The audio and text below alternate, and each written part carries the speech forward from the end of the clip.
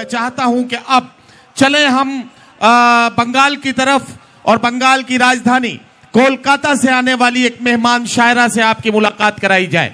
उरूसा अर्शी अपने निसाई लहजे की तर्जुमानी में जहां आज की खातून मोहब्बतों की बात करना छोड़कर जहां लहजे इनकार में बात कर रही है, जहां एहतिजाज की जबान में बात कर रही है, जहां इनकलाब जिंदाबाद के नारे उसकी जबान पर हैं, उस लहजे को समझना है और उस इनफरादियत के साथ क्या आज की खातून किस तरह से अपने लहजे को तब्दील करती है, इसे समझते हैं और मुलाकात करते हैं उरूसा अर्शी से जो कोलकाता पश्चिम बंगाल से हमारे बीच में यहाँ तशरीफ लाई है। ना हिंदू से ना मुसलमान से, ना हिंदू से ना मुसलमान से, मेरी पहचान है हिंदुस्तान से। अस्सलाम वालेकुम। हमेशा ही मुमरा का मुशायरा ऐसा लगता है कि जैसे यहाँ पे पूरा हिंदुस्तान जमा हो गया और ये डाइस इसकी पूरी जमानत है। हाजरीन महफिल बिला तमहीद पढ़ती हूँ, सुनिएगा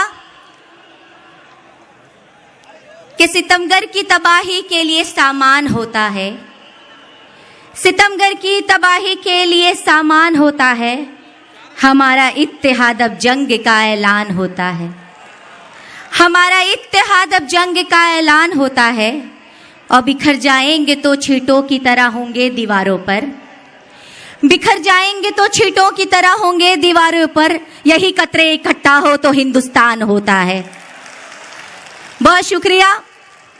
और मेरी बहनें भी बैठी हैं और जिस तरह योगी जी ने कहा कि औरतों को बाहर निकाल दिया गया और अपने कंबल में मर्द घुसे बैठे हैं, तो मैं उनसे कहना चाहती हूँ कि उनकी होम मिनिस्ट्री के लिए हमारी ये होम मिनिस्ट्री काफ़ी है और इस होम मिनिस्ट्री से आपका डर पता चल रहा है। तो सुनिएगा कि दुनिया में मोहब्बत की तलबगार है औरत, दुनिया में मोहब्बत की तलबगार है औरत, नफरत का रास्ता हो तो दीवार है औरत, नफरत का रास्ता हो तो दीवार है औरत, और फूलों से भी नाजुक है अगर सर को झुका ले।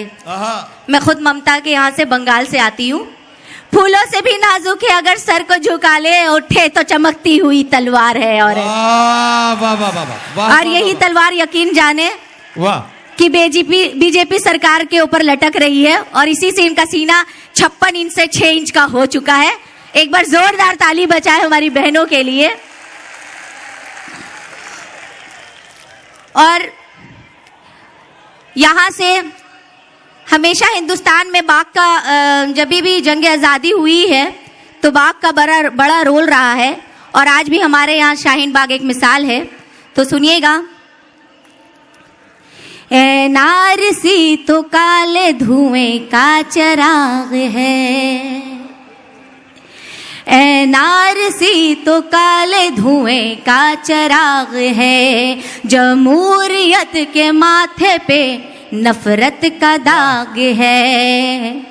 ये एकता है अहले मोहब्बत की एकता, ये एकता है अहले मोहब्बत की एकता, जिसकी मिसाल हिंद में शाहीन बाग है, जिसकी मिसाल हिंद में शाहीन बाग है। बहुत बहुत शुक्रिया आप लोगों की मोहब्बतों का। और सबसे काला साल तो हमारे लिए वो था जिसे हम 2014 कहते हैं।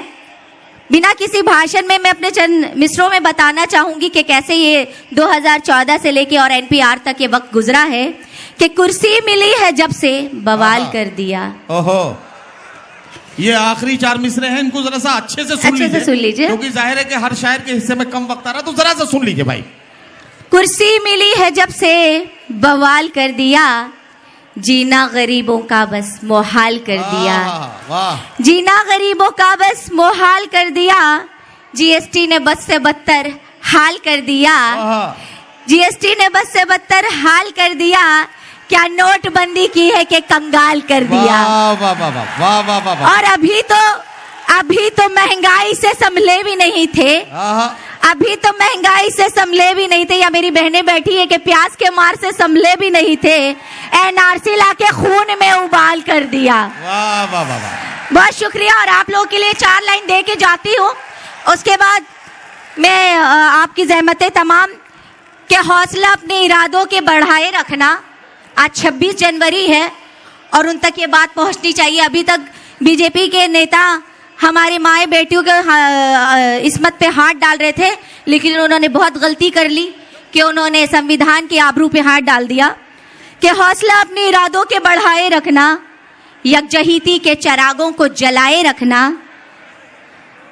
आबरू अपने संविधान की रखनी है हमें, आबरू अपने संविधान की रखनी है हमें, जान देना मगर इसको बचाए रखना। बहुत बहुत शुक्रिया।